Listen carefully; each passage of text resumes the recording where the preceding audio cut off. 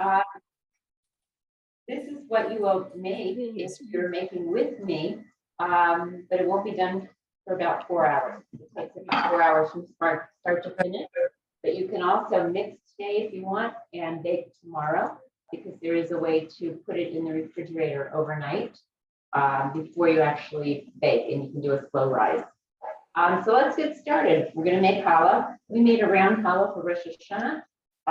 Normally we would do a long braided challah, as it's probably in the picture of the recipe that you have. But because it's Rosh Hashanah, that's one of the symbols of Rosh Hashanah, is a round challah.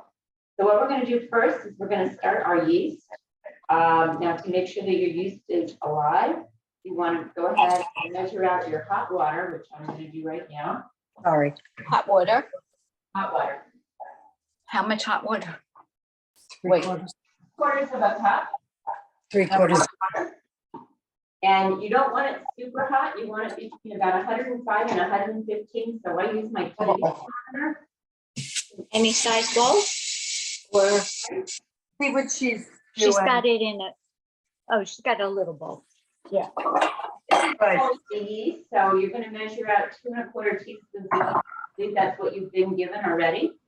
So I just put my yeast in there, but let me show you, if you're going to measure yeast from a jar like this, what you want to do is you want to take your measuring spoon. This is my 1/4 measuring spoon, so I have a lot of yeast left. And you want to measure it. And then I take a flat knife and go over the top of it. So you want to actually have a level teaspoon. And then you put that in the bowl. I'm not going to put it in the bowl because I already have measured out the amount of yeast that I need. But that's the way you would measure. So you want to make sure that everything that you do is pretty much exact measurements for yeast, so that your ingredients come out the way you want them to taste in the end. This is a fairly sweet challah. So I'm looking at the temperature of my water. It's a little cooler than I really want it, and a little hot. I have an Instant Pot on my sink, so it makes getting hot water pretty easy. So again, I'm measuring the temperature of my water, and we're up to probably 115. So now that I know that my temperature of my water is correct, I'm gonna spill out all the water except for my 3/4 of a cup. And I do that by maybe putting it on the counter and leaning over to make sure I've got a level cup. And a little bit more.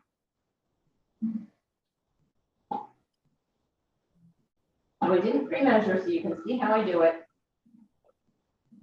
If anybody's taken a chemistry class, this is how you do chemistry also. Okay, so now I'm at 3/4 of a cup. And I know that my temperature is correct. So I'm going to go ahead and put my water in with my yeast. And then we're also going to add a little bit of sugar.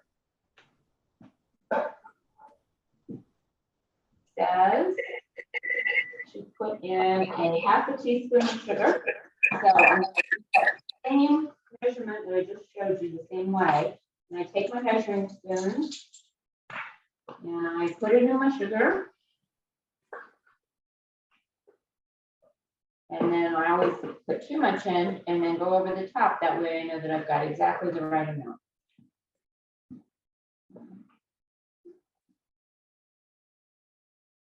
So Karen, I just want to let people know if you do have any questions about what's happening and you want to type them in the chat, I'll be monitoring that and I can ask Karen those questions. And then you want to give that a little stir.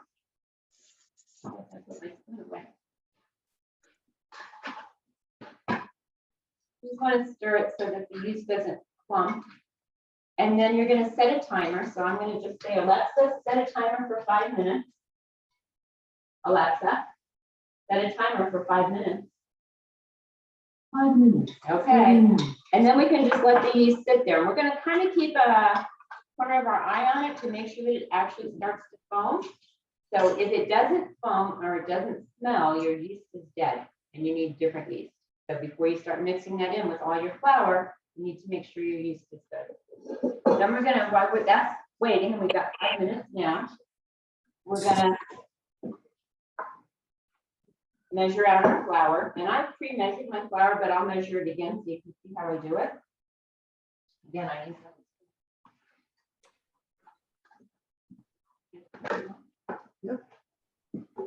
So you want to spoon your flour lightly into your measuring cup. You don't want to pack it like brown sugar. And then I will take my knife across the top. And you're going to get four cups of flour and just put that in your big mixing bowl.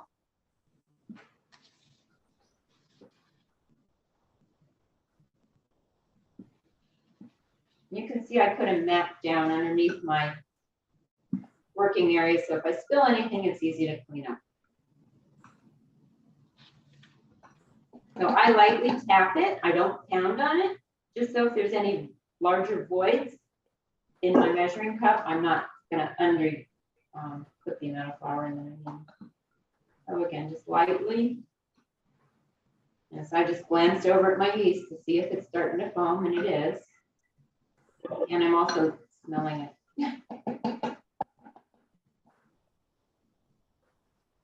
Those little things there. So that I think was 3.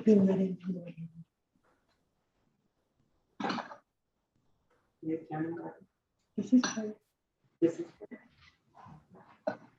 Yeah, so you kind of have to pay attention, and I'm not really paying attention. How much? I know it was pre-measured. There we go, with 3 cups. And then on the 4th cup, what you want to do is you don't want to put all of the 4th cup in. You put almost all of it in. But you want to keep a little bit back, like about a 1/4 cup. And you'll see that that's what it says on my recipe. So it kind of depends on the day. If it's a humid day or a dry day, you might need a little more or a little less flour. Okay, so I probably put in tomato. You sure? Okay. All right, so I might need a little more flour. I'll get it out in a minute. So that's the flour. Okay, I'm gonna set that aside. And then it says to add, did you see my yeast? Okay, so it's definitely smelling like yeast bread. We're not there yet with the foam. What do I need to do? Okay. All right, so we're gonna mix the flour. We're gonna measure the salt and 2 tablespoons of sugar. So let's do the sugar. You're gonna do 2 tablespoons of sugar. And you can use the same measuring spoons. I just have different ones out. This is my grandmother's measuring spoon. The only thing I have from her are her measuring spoons. I love having them. But I found out if I put them in my new dishwasher, it makes the color change. So I don't put anything in there that needs to go in there. And then we need our salt. And I just use table salt instead of kosher salt. You could pretty much use almost, I guess, any salt. And I believe it says to use, let me just double check. 1 teaspoon. Okay. So when I measure salt, especially, I never just measure it over my bowl, because if you end up with too much, you don't want to have too much salt. So I always measure it over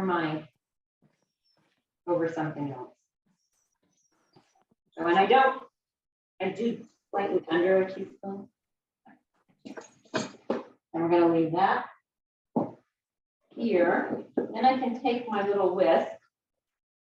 I got this as a gift, came with something, and I thought it was like a toy, but I actually use it a lot. Better than my bigger whisk. So I kind of just whisk the sugar and the flour together. Alexa, stop. So if you let your yeast go an extra couple minutes, it's really okay. It's not super foamy yet. I'd like to see a little more foam. Not that you said yesterday, but we'll give it another minute or 2. If yours is super foamy, that's good. You can just sit there, nothing bad will happen to it. Okay, so we mixed our flour, sugar, and our salt. That's in my big mixing bowl. Next, what we're gonna do is we're gonna mix our eggs. Yeast is good. Really? Okay, Barbara says we need new yeast. I'll take care of Not that. homemade, so I I'll have. take care of that. I'll take care of that. You brought yeast? Okay, Barbara's gonna help us. Well, Debbie, I gave you yeast yesterday and I gave you the same yeast I'm using, so make sure yours is working. You can come over and get another packet, I have more.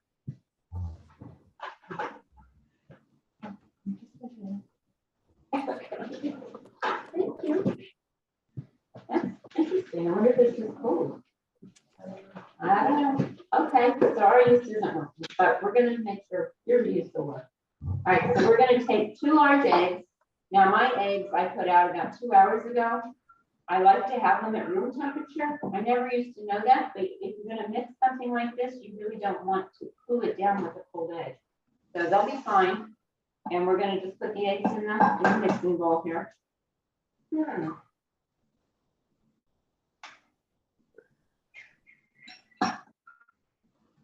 I've never actually had dead yeast before, so thank you, Pepper. No problem. Started to foam. All right, now I got eggs stuck all over my hands. I gotta move over to the sink with Barbara.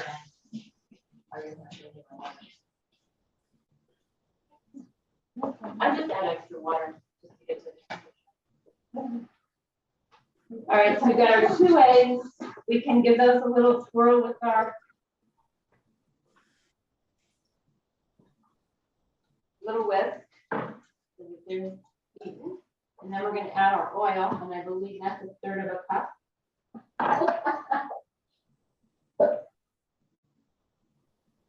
That's not enough. No, it was 3/4 of a cup. What'd you put in? Okay. Oil, 1/3 of a cup of oil. That's my oil. I use vegetable oil. And again, I measure when I bend down. So I might disappear here for a minute. There's my 1/3. And this was my mother-in-law's measuring cup. So all my family is involved.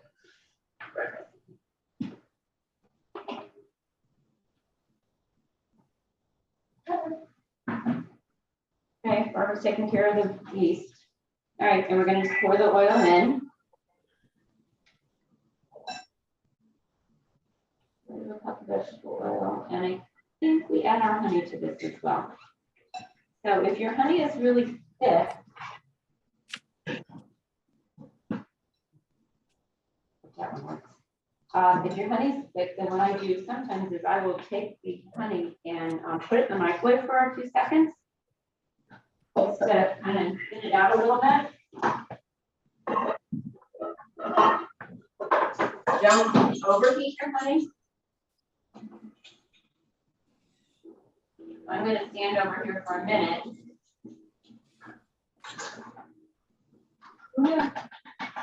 Hello.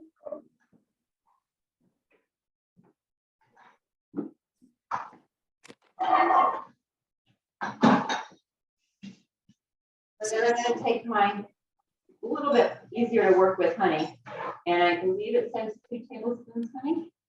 Yes. It also says you can use molasses, or you can just add sugar if you don't happen to have the extra honey. I've always used honey. 1/3 of a cup of oil.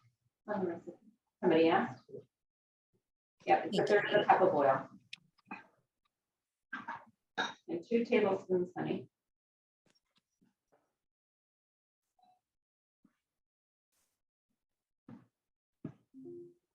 Is that right in the way of seeing what I'm doing?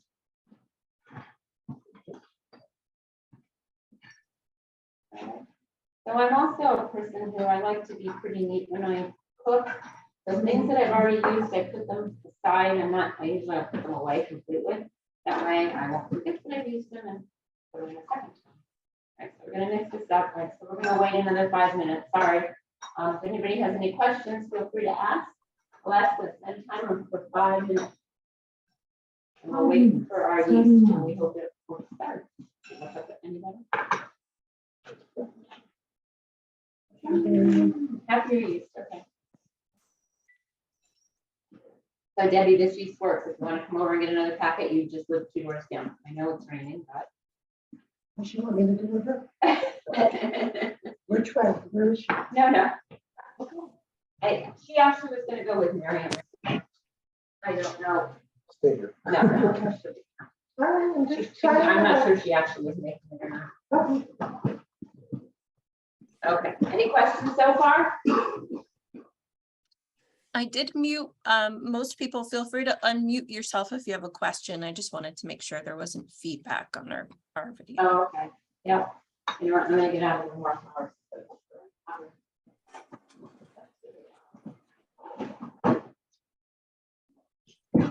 Karen, I have a question, and I'm not sure if you know the answer to this, but what's the reason that round challah is traditional for Passover? No, it's not Passover, it's Rosh I mean, Hashanah. I'm sorry, not Passover. I'm getting my kids confused for Rosh Hashanah. No, for Rosh Hashanah. There's several different reasons that you can find online if you look. I always thought it was sort of like the continuation of life and the continuation of the seasons, one just kind of rolls into the other one. Mhm. What I was always told. Circle of life. That sounds familiar. Yeah, thank you. Yeah.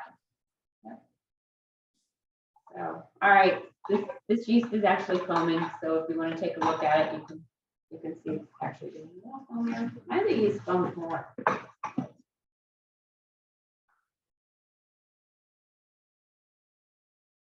Yeah, we can see. There is foam, you can see the little bubbles. The other one was a bubble. Oh, I see bubbles. And it smells very yeasty. So you saw what we're gonna make in the end. We are not gonna be on YouTube for 4 hours today, so I kind of shortened a few things up. I will, once we get this mixed up and you see how it mixes, then I have dough that's already been mixed and I put it in my refrigerator overnight. That is one of the alternatives on the recipe and it comes out just fine. So if you want to mix it one day and then put it in the refrigerator, it will rise overnight. Then you leave it out for about an hour or two before you're ready to start going to the next step. And that way it gets to room temperature. I just Googled the reason for round challah, and it's because the year is round, so the challah is like a circle of light. Oh, great, thank you. The calendar just keeps going.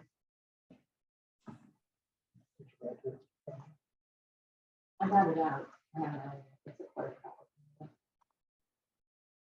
Okay, you can probably, you can have it. Please. Nice. I have another minute next quarter. How's everybody's yeast doing? Are you getting lots of bubbles? Yeah. Is anybody doing this live with us? No. Not brave enough, huh? I didn't. That's all I did. Oh, I've done it. Let us, oh, yes. Yes. Excellent. Yeah, somebody is doing it. Great. So if you don't want to, if you don't have 4 hours today, because from start to finish is 4 hours, Home by 3:30. then you can, once you mix your yeast into your flour and your egg mixture, you can actually put it in, you're going to put it in an oiled bowl anyway. And once it's in that bowl, you can put it in the refrigerator and then make it tomorrow. If you do that, you need to leave it in the refrigerator overnight. Great. Thank you. And then bring it to room temperature tomorrow. Or you can just let it rise. You know what, while we're waiting, let me have you see, on my stove, my oven, I didn't know this because I took a bread baking class, a no-knead bread baking class, and you have to let your bread rise also. The woman who was teaching it told me that there's a proof setting on your oven. I never knew that. So, Yeah. and it doesn't matter, you can make it louder, just, So there's a proofing setting on your oven. I guess not all ovens have it. You want to come over here? And show you, my oven has a proofing setting. Alexis, stop.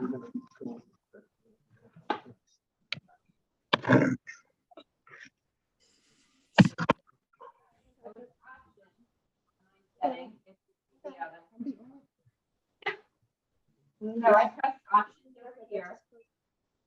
And it's number 2 is proofing. I turn on proofing and I press start.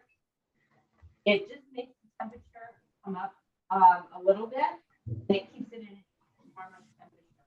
So just, no, I didn't know. So I'm going to turn that off, and I'm actually going to start heating my oven for, I believe it's 375. I'll double check that. And just press start, and that way my oven will be ready when we're ready to put the bread in the oven. Now look at the foam on the yeast. This is what it's supposed to look like. So I make what I call a well inside my flour. It's a little deeper area. And that you're supposed to put the yeast in first. Yeah, so this is foam. This is really what you're looking for. Did everybody see that? So pour in your yeast.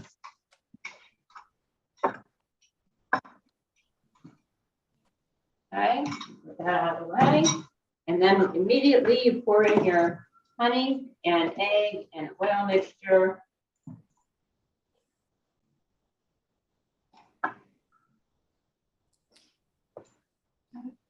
Okay, then we're done with all these things, so we can put those aside.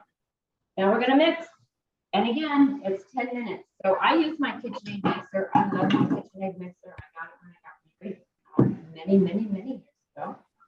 I'm about 47. And I'm gonna turn this on. It's gonna be a little loud. I just turn it on at the very lowest setting in the beginning. Because otherwise, if you turn it on really high, you get splashed in the face with flour. And we're gonna let that mix.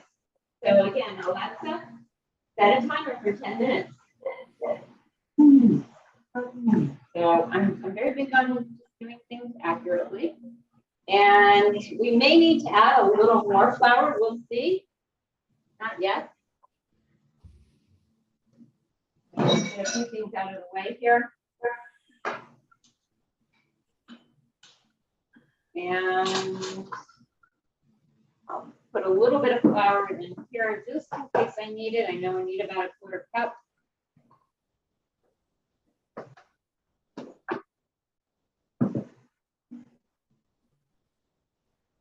So while this is mixing, again, if anybody has any questions, I'm going to stop it because I'm getting flour kind of building up on the wall of my bowl. And I'm going to just stop it and mix it a little bit by hand with my spatula.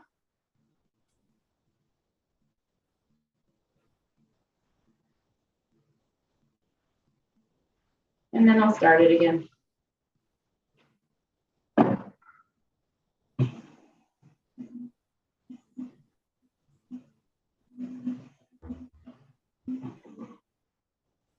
And I usually I'll put the lock setting on just to keep the top of the KitchenAid from down.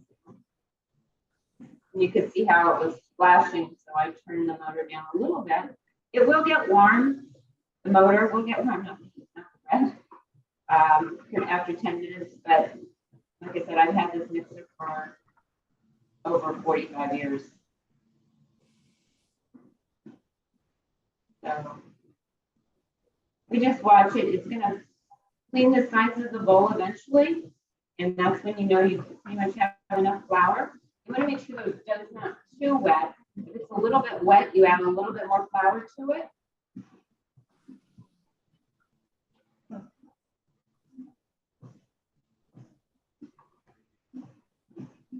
So if anybody has questions, we have 10 minutes of mixing.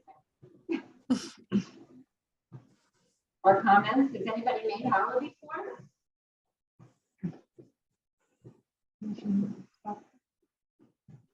I've never made it, but I know my son has. I have a 4-year-old who goes to school at the JCC, and he was very excited when he saw this flyer because he apparently regularly made challah. Oh, that's wonderful. Yeah. So can you take a picture inside here? You can see how the sides, everything's starting to get incorporated, and we're building up some gluten. So this is not a gluten-free recipe. And we're just gonna let it keep mixing and mixing and mixing. If you don't have a mixer that will do this, you can do it by hand, but you don't need to go to the gym in the morning if you do. And it's just on low. I don't really turn it up much higher than this. So Karen, if you were to mix this by hand, you'd be mixing it, just with that same circular motion and for 10 minutes? Just keep really kneading it. You have to really dig your hands into it. Okay. And you just fold it over and fold it over and fold it over and fold it over. You want us to demonstrate that, Rebecca?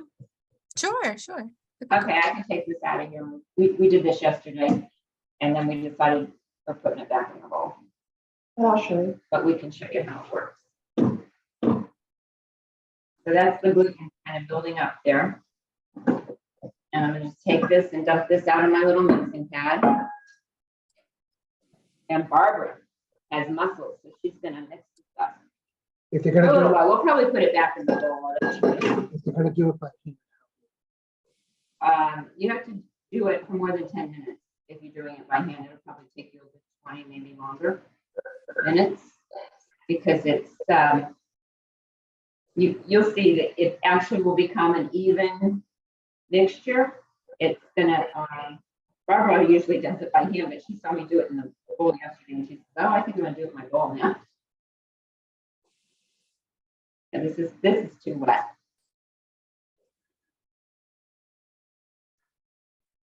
I put a little bit of flour on my hands while I'm kneading, just to keep it from sticking.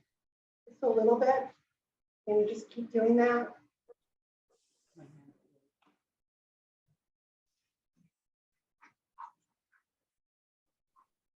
So if you use your mixer, it's a good time to kind of clean up all the things that you've been using and put things away that you're not going to use again.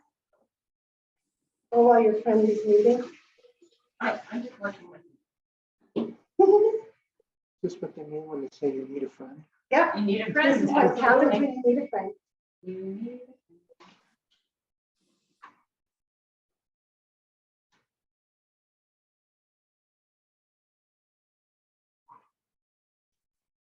You can see how it's starting to become more of a cohesive mixture as opposed to grainy the way it was before with that extra flour.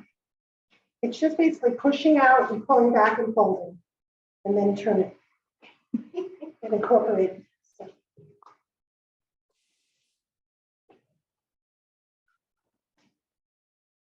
Builds up your biceps. That's, wait, that's your heart surgery. Want me to do it? No, I got it. I'd be happy to put it back in the bowl, Barbara. You don't want my I don't like that.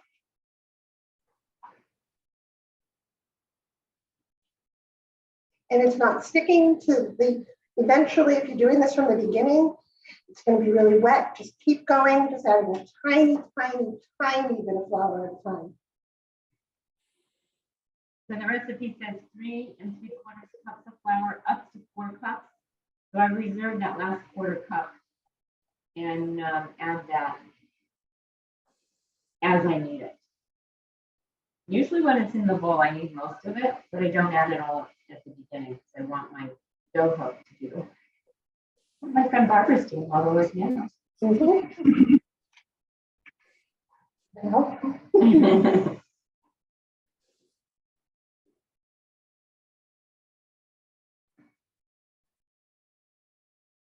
I think Barbara makes challah almost every week. My daughter-in-law in Florida makes challah almost every week also on Friday. It's encouraged me to start making challah more often. And we do a Zoom with my grandkids and son and daughter-in-law on Friday afternoon. They're both our challahs.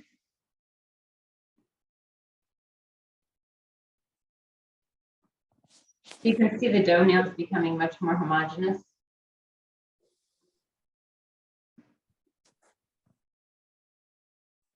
I didn't know I was coming over here for work. They should wear your gym clothes. I know. It does the same thing. So I have an app on my iPad called Recipe Pad, and all my recipes are on my iPad. And you can store them and catalog them, so it makes it much easier to find than going through my cabinet of over 40 years worth of recipes, looking for just the one I want. But you have to add the together.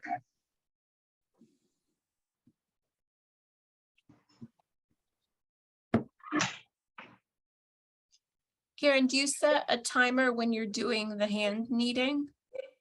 Or Or is that just by feel? You have to, you just really I have to just get do good it. consistency. When I do it on my mixer, I just set it for 10 minutes, and I know in 10 minutes it's done. I don't really have to think about it. Although yesterday Barbara said I needed a little bit longer. Okay, so what we're gonna do with this dough after it's completely kneaded, we're gonna put it into an oiled bowl.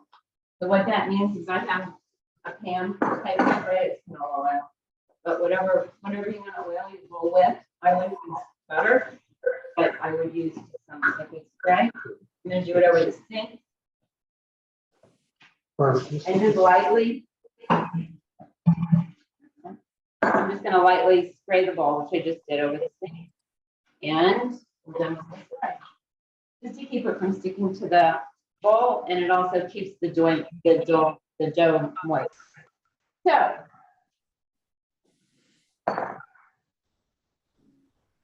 Barbara's done such a great job kneading that, and we put the dough in the proofing oven for 2 hours. And after 2 hours, it rises and it looks like this. So what Barbara did is she coated the dough with the oil. And now we're going to put this in the refrigerator. Yes. Take it over here, totally. Okay. So that's it. Now you have the dough. And it's 10 minutes. Alexa, timer on. Okay. So next step, Barbara's going to help me with this too. Oh, yeah? This is where we're going to roll the dough. Oh, yeah, yeah. Did you say that? You did say that. Okay. So now we're going to take our dough out of here. What? No, You're tired? All right, I'll do it. I'll do it. It's fine. Okay, so because we're making a challah for Rosh Hashanah, we're going to make this round dough. There are directions you can find online for making a braided dough that is like the picture. So what we're going to do is this. How do you know when it's kneaded enough? How do you know when it's kneaded enough? It's going to be a very smooth consistency. You're not going to have any flecks of flour. So everything is just completely together. Did that answer the question? So that's the dough that Barbara just kneaded. This is the one that's been rising. Even as in the refrigerator, how long does it take to? Come to room temperature. This has been out about 2 hours. It says you can do it for an hour. But I took it out for 2 hours. And then same thing with my eggs. My eggs were out for a couple hours. So here we are with the dough. I'm gonna cut this in half. I would recommend using a fairly sharp knife because that gluten is pretty strong. Okay, so we're gonna roll this out so that it's in about 30 inches long. You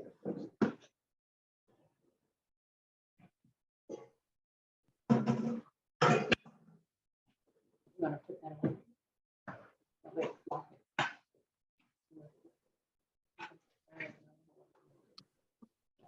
So now what we're gonna do, is we're gonna just keep rolling.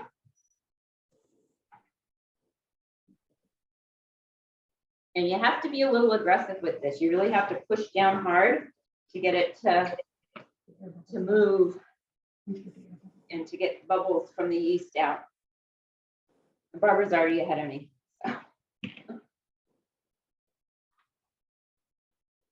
So you want to have both strands about the same length and about the same thickness. You made it longer yesterday. Oh, you did yours. You made skinnier, longer ones.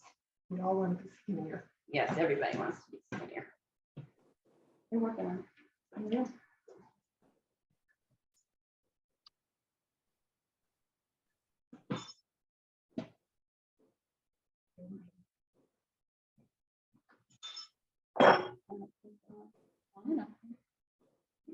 I'll get there.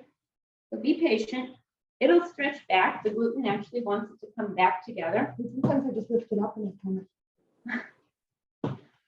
Barbara's gonna go jump rope. So there's not an exact science to this. It's just the dough doesn't fall apart because of the gluten formation. And no, I don't know anything about using gluten-free flour.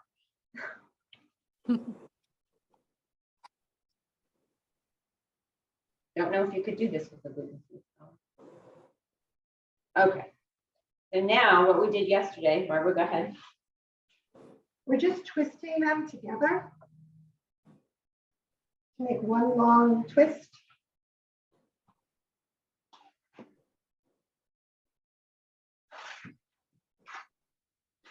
Here's one long twist that we're just going to roll from one side all the way over. And I am simply taking a thin piece of parchment paper on my cookie sheet. Look how pretty that is.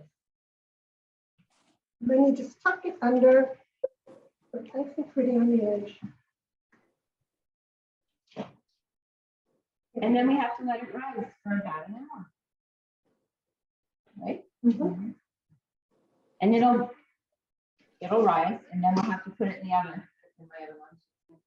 So I also find out that having granite countertops will make things either hotter or colder. If something's hot, it takes the heat out of it. If it's cold, it warms it up. So I always use trivets to keep my cookie sheet up off the countertop because I don't want to impede the rising. So I could have put that in my proofing oven for 30 minutes. I just set it on my counter though, just in a warm spot, not hot, just room temperature warm, and it'll rise very nicely. When we bring it out of the oven, then this is what you get. After you brush it. Oh, yeah. So what I do is before I put it in the oven, is I take an egg, fresh egg, I separate the egg white and the yolk, and I take the yolk and mix it a little bit and add a tablespoon of sugar, and then I have just a brush, and you just brush before you bake it, you brush it on. You can add sesame seeds. I usually will add sea salt to the top. Your cake has flake salt in it. I'm Our sorry, cake has flake salt in it. like this, Flaky salt. flaky salt. That's what this is called, coarse kosher sea salt. It's in the kits, everybody got Maldon flaky sea salt. Okay, That's what they would use. If you are going with your kits that's the step where you would use the Maldon salt. okay. I just do this. You could put sesame seeds, you could put poppy seeds. You can incorporate raisins, white raisins, black raisins in the dough. It would be fine. I don't usually put sesame seeds in the dough, but just sprinkle them on top. I've done that a few times. And Barbara came up with a idea with the dough, and she made a beautiful raisin cinnamon latke. Same dough, and she'll forward the recipe to Rebecca, and she can send it out to the group. I used my kit to make this, so it's exactly what you have, you just do it this way. Except cinnamon Yeah, I have And the raisins. cinnamon and sugar, and and raisins. raisins. And she's not leaving it at my house, she's taking it home. And is that something, Barbara, that you just twisted in there? Like, how do you place the? I made 2 snakes like you would, like you did. And I rolled them out into rectangles, probably about that big, small, I made small rectangles, rolled it out. I spread the mixture on the inside. I rolled each one up. Okay. Then I sliced them down the middle and twisted them together and shoved them in the pan. You could probably get 2 small babkas out of this, because this is kind of a monster, but you could do that. And this is what my braided hollow looks like. Okay. Ah. I touched it, sorry, here it is. Here's the braided hollow. And the way I do that is I take 3 strands. So I cut the hollow in the dough into 3 equal parts. And then the key that I found to braiding is to start in the middle. So you take one braid, you're gonna take one braid like this, one braid like that, and one braid like this, and then you would braid the same way you would braid hair, from the middle out, and then from the other side out, and you just tuck the ends under, and then you let it rise again, and then you coat it with the egg mixture, and you can put salt, poppy seeds, anything you want on it. And that's for a long braided challah. A lot of times the challahs come out fairly large. I will take my dough, I will slice it in half, and then I will make 2 smaller challahs and share one with a neighbor or my kids that live in Milford. It's always nice to make an extra.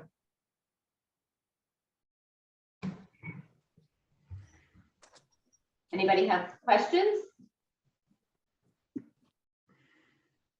You were so great at this, Karen. I don't know that anybody could have questions. It was, you're an excellent demonstrator. I think you two should maybe have a show. We did it. Does anybody have any questions that they want to pop in the chat?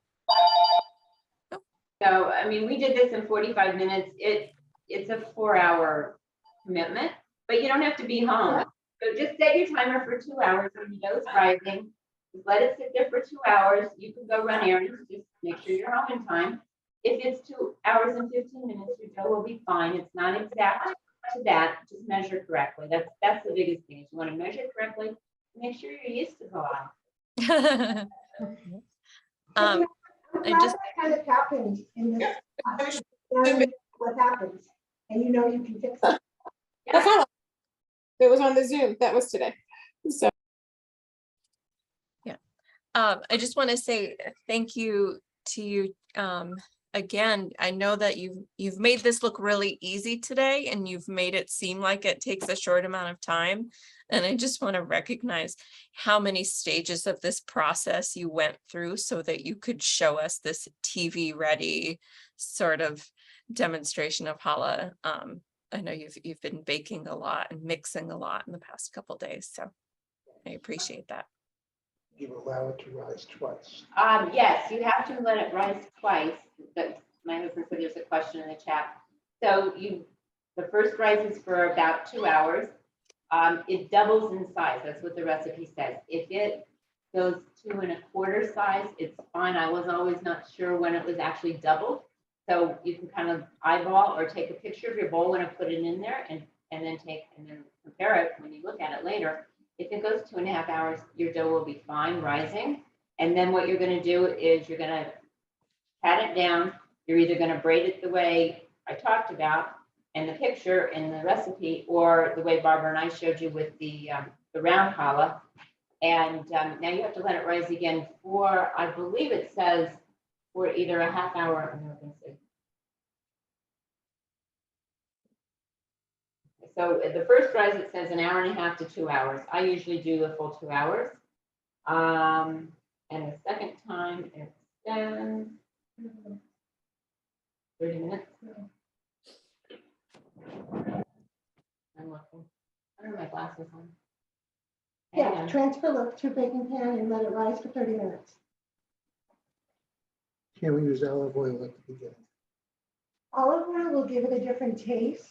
There are challah recipes that you use olive oil, but know that it will taste like olive oil, which is fine if that's what you want. it'll be a little heavier too. It won't be as light and airy. You can use sunflower oil, avocado oil, any kind of You can- light flavorless oil that you like to use in your kitchen. If you try it, nothing will happen bad. You can always use leftover challah for French toast or Ooh, this toasted one or. had good French. Why would you ruin it with it again? Wow. Barbara added a few extra things to that. She added extra butter. She added extra sugar. Mhm. No, you It's added butter in and the the filling, cinnamon. in the filling, Okay. which I will send to Rebecca. I started an email, but I'll send it. Excellent, thank you. You're welcome.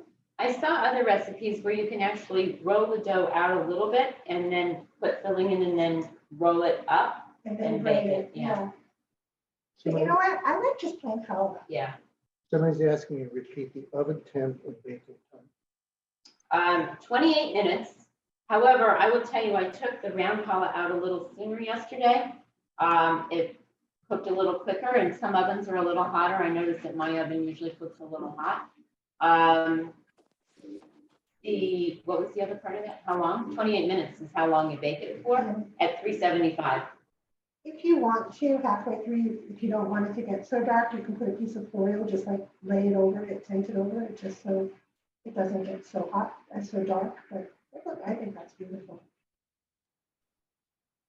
This all should be in your recipe as well. And we didn't set a timer for our dough, but You take what has in there. that one you're taking home. The other one I'm baking. I'm taking it to Florida. No, I know. So we'll bake that one in a few minutes, and I will brush it with egg, and I can show you the egg and the sugar. Yeah. This egg doesn't really need to be cold, or doesn't need to be room temperature. You can leave it cold. Egg.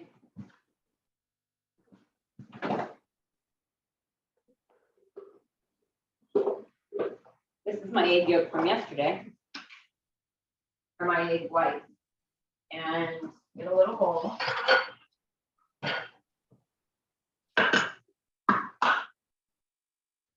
And separate your egg.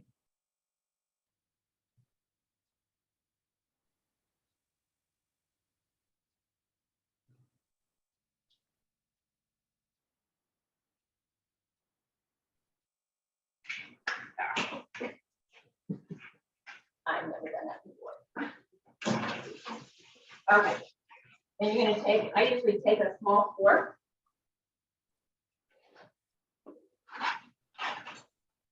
And mix my egg yolk. And my sugar's here. Tablespoon of sugar. This one I know.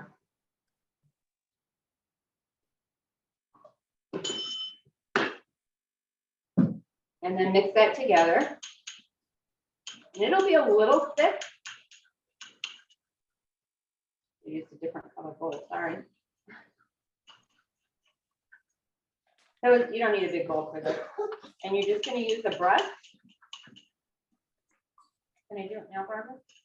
And then do it again later? Yes.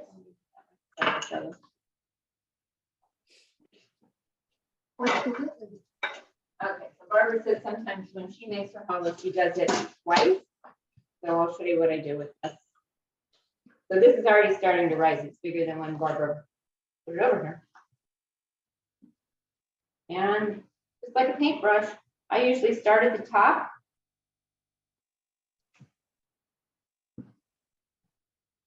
I'll probably put it on a little bit lighter than I might normally put it on, since we're going to probably do it twice.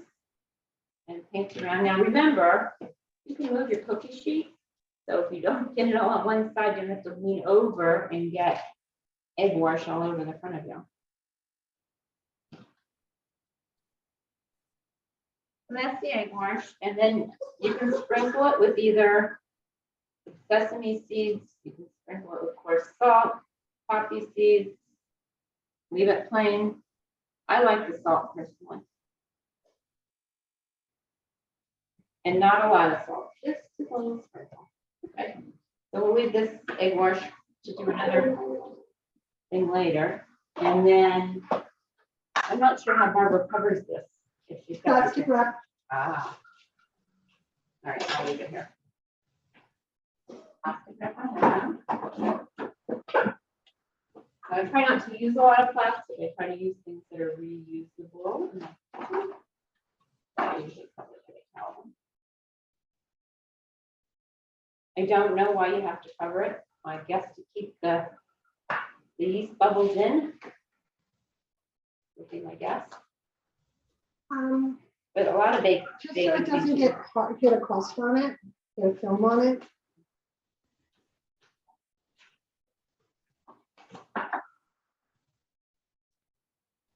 Okay, so we're gonna let that rise. Now, I wouldn't leave it on my counter directly. I would put it on my trivet. Again, so that the temperature doesn't change for the bread. Okay, so that's the egg wash. My oven's already warm, so make sure your oven is to temperature before you put your bread in. You don't want it to be in the preheating stage, put the bread in too soon. Get the oven so it's at the temperature you want before you start baking. And I usually set the timer for maybe 5 minutes early and just check it so it doesn't get a little crispier than that. And if it doesn't look enough brown, leave it in a little longer. It's okay, but just check it every couple minutes because it'll go quick. Take the temperature if you have a thermometer. Oh, Put the thermometer in it, and you want it to be between 180 and 190. oh, that high? I thought it was 160. Okay. Then you'll end up with a hole in your bread. I usually stick it in the corner. Nobody will notice the hole in the bread. Don't be too busy eating. Yeah, delicious. Well, I hope everybody has fun baking their challah. Thank you. This was Thank great. you so much, Karen. Of course. Of course. And Barbara too. Thank And you Barbara both. too. Delightful. Thank you, Rebecca. And my husband for manning the camera. Yes, Thank you. Yeah. the man behind the scenes. So we're all here. Hooray. Thank you. Thank you so much. It was wonderful to have you. Lovely. Yeah, thank you everyone for Bye. coming. I hope Yep. you join us next time we do this. And if you know anyone in our community, or if you yourself would like to participate in something like this, please feel free to send me an email. It's included in your kits. Or if we don't know each other face to face, please feel free to come introduce yourself. I'm Rebecca. So thank you everyone for coming and Thank have a you. wonderful Thanks, day. Rebecca. Yes. Take care.